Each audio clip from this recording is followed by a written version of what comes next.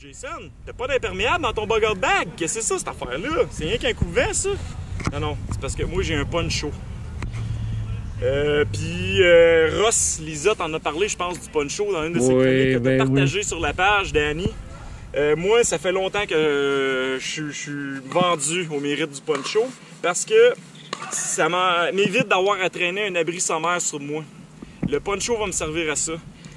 Si jamais il mouille, puis qu'il te mouille des cordes et des cordes et des cordes, ton Gore-Tex te tiendra pas au sec. Je te le garantis, puis je te parle par expérience de technicien forestier. Ce que ça prend, c'est vraiment un imperméable. Puis moi, ben, je sais plus où j'ai acheté ça, mais ça se trouve, c'est sûr, parce que lui, là, il a un double usage, il peut faire une toile en même temps. Puis, aussi, il peut même me faire une jupe pour mon kayak. Ça, là, c'est le best. Puis, ça tient ton bug out bag ou n'importe quel sac que tu as dans ton dos imperméable en même temps. Puis, si jamais tu as passé une nuit dans le bois, là, tu te mets ça, tu t'enveloppes là-dedans, ça te fait une couverte. Si moi, la pire orage que tu n'auras jamais vu, tu as bien gros des chances de ne pas être détrempé avec ça. Fait que ça, c'est mon imperméable. N'importe quel bon magasin de plein air a ça, c'est sûr. Tu vas le payer, mais c'est une dépense qui en vaut la peine. Parce que lui, regarde, là, il vient avec... si tu veux de la paracorde un peu, là, tu peux t'en servir pour faire une toile. Il y a des œillets dessus. Fait que ça peut faire une toile d'abri sommaire, mais en tout cas, anyway. Moi, je passe les œillets ici encore, même dans le milieu, il y en a. Puis là, si tu as vraiment besoin de te faire un imperméable, c'est là que tu pars de l'œillet, tu l'agrafes. Asti, j'ai de la misère. Je suis trop comme délicat. Je me trouve trop délicat. On va y aller vite fait là. Je pense que le monde a vu c'était quoi les agrafes chaque côté. Ah, je pense que les gens veulent te voir avec le poncho. Avec le dessus, ouais, bon ben j'agrafe, puis je te... Un Gore-Tex, tu mets ça, si tu es en montagne puis tu as besoin d'une liberté de mouvement écœurante, mettons en alpinisme ou des choses comme ça. Mais en randonnée en forêt, t'as pas besoin de ça.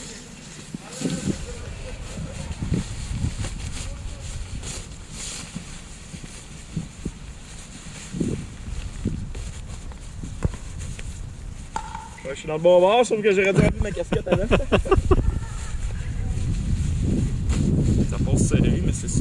Ah, génial. Ouais. Là, ce qui arrive, c'est que ce qui est le fun, c'est que ça évite aussi le besoin d'avoir des pantalons parce que ça va quasiment jusqu'aux pieds. Oui. Un bon poncho. Puis, ce qui est le fun, c'est que l'air rentre en dessous, l'air rentre par les petits trous ici, puis ça respire.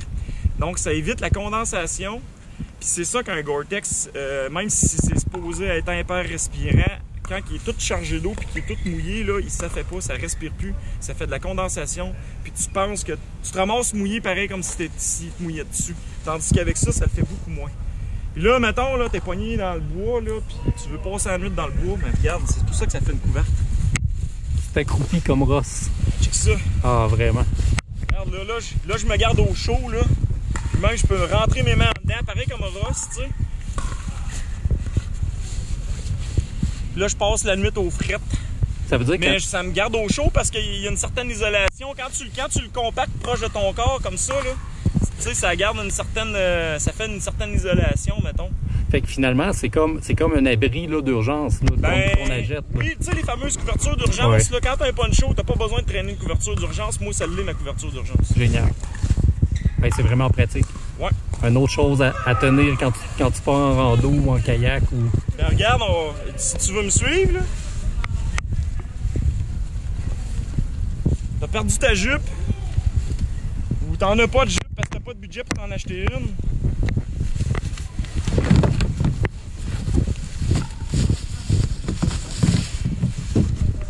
Ça fait une jupe de kayak. Tu peux t'en faire une si tu veux. Vraiment. Là, faut que tu détaches un peu ici, mettons, là.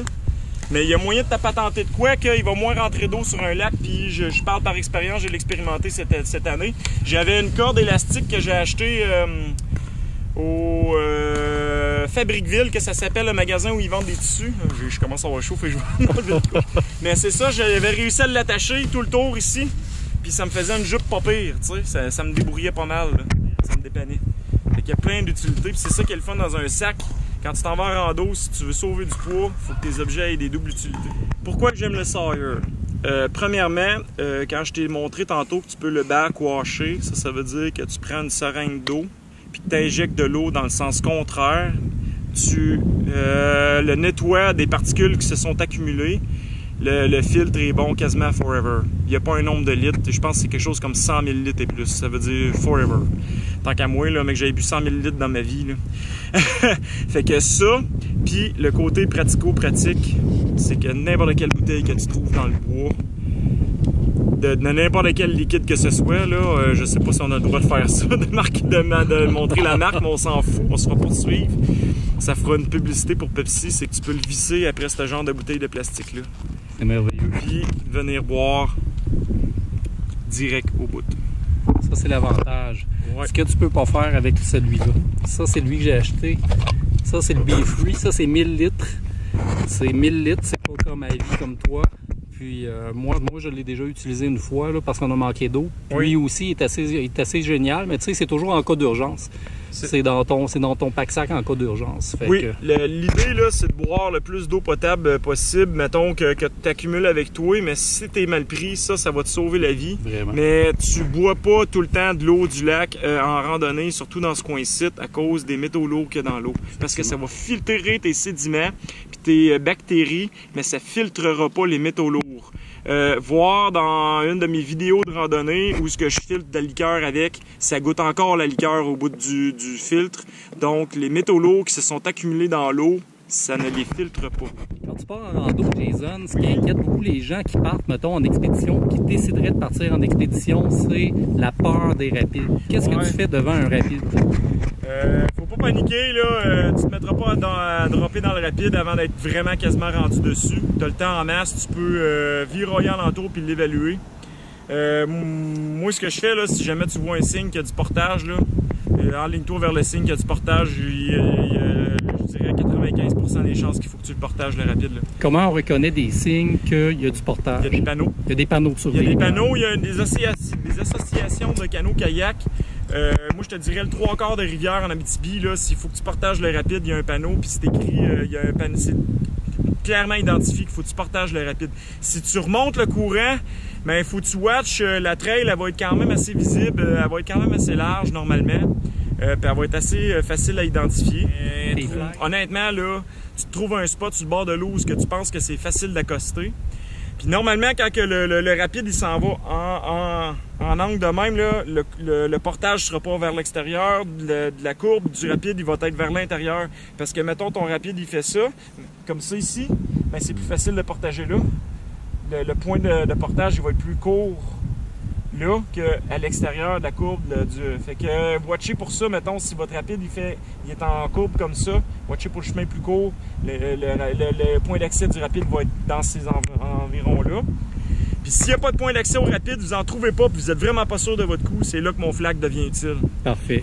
Flag et GPS. Puis dans le doute, mettons dans le doute, tu n'as pas de portage, puis les gens sont passés, vaut mieux pas prendre de chance d'initiative, effectivement. T'en reviens d'abord, au pire, là, ta randonnée n'est pas perdue, t'as appris. Puis moi, je te dirais, surtout si tu y vas seul, puis t'es pas sûr de ton coup, jump-les pas le rapide. Moi, j'appelle ça ratchet, parce qu'ils sont... Fait que ce qui est le fun avec ça, c'est que t'as jamais de surplus de strap qui traîne, t'as juste la courroie que t'as de besoin qui est sortie. Fait que t'as pas de surplus de strap à rattacher par après. Un coup t'attaches, c'est snug. Puis c'est ça, puis c'est super rapide à attacher. Moi aussi, sur mon toit, je mets des nouilles spaghetti. Ouais, ici. Ouais, pour protéger le kayak, puis en même temps protéger les racks. Fait que si t'as pas de rack spécialisé, puis t'as juste les racks sur le toit, les nouilles spaghetti, je trouve que c'est un truc hors pair. Super, ça.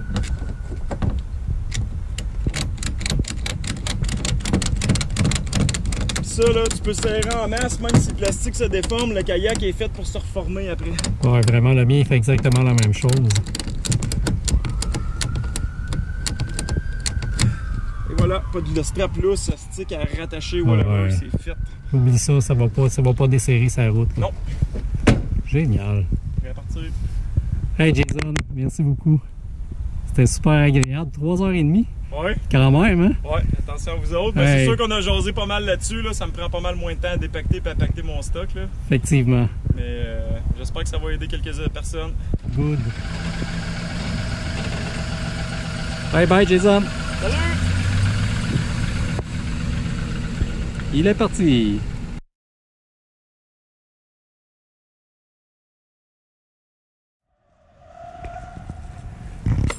Là, Jason ramasse, ça va prendre 45 minutes. Là, il doit se dire, calisse, fauché. Il m'a tout fait dépacter. Je suis même trop content de faire la chronique. Si jamais ça peut aider du monde, là, puis donner la piqûre à certaines personnes, là, quand même, ça serait rien qu'une ou deux personnes. Moi, je vais être même trop content d'avoir fait ça. La job est faite. Oui, c'est clair.